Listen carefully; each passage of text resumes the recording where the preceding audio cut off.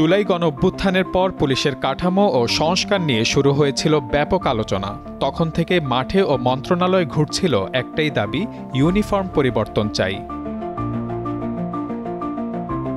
৯ মাস পর অবশেষে সেই দাবি পূরণের পথে আসছে পুলিশের নতুন ইউনিফর্ম। স্বরাষ্ট্র মন্ত্রণালয়ের নির্দেশনায় বাংলাদেশ পুলিশের নতুন পোশাকের রং নির্ধারণ করা হয়েছে আয়রন গ্রে, র্যাবের পোশাক হবে জলপাই রঙের, আর আনসার বাহিনীর জন্য ঠিক করা হয়েছে সোনালী গম বা গোল্ডেন হুইট।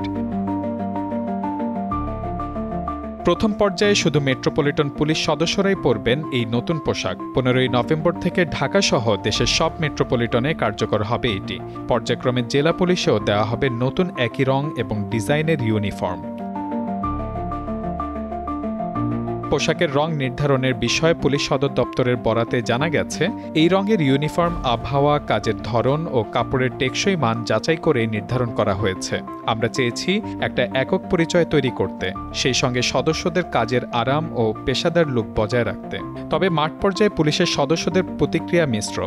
অনেকে বলছেন, সব ইউনিটের একই রং হলে চিনে রাখা কঠিন হবে কে মেট্রোপলিটন, কে জেলা পুলিশ।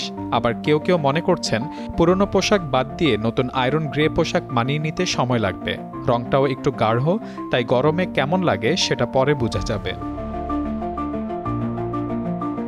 র্যাব ও আনসারের নতুন ইউনিফর্ম নিয়েও চলছে প্রক্রিয়া। র্যাব এখনও কালো পোশাকেই দায়িত্ব পালন করছে, আর আনসার বাহিনী অপেক্ষায় মন্ত্রণালয়ের চূড়ান্ত অনুমোদনের।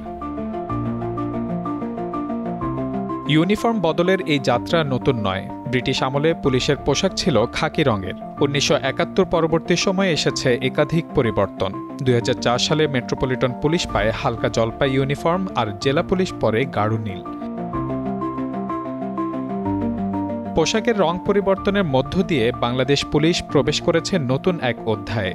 জুলাই আন্দোলনে পুলিশের ভূমিকায় দেশের জনগণের সাথে তাদের যে দূরত্ব তৈরি হয়েছিল, এই সিদ্ধান্ত হয়তো সেই ক্ষত কিছুটা প্রশমনের সুযোগ তৈরি করবে। তবে শুধু পোশাক নয়, অবকাঠামোগত সংস্কার এবং শাসক দলের মানসিক পরিবর্তনের মাধ্যমেই আসতে পারে আইনশৃঙ্খলা বাহিনীর প্রকৃত রূপান্তর।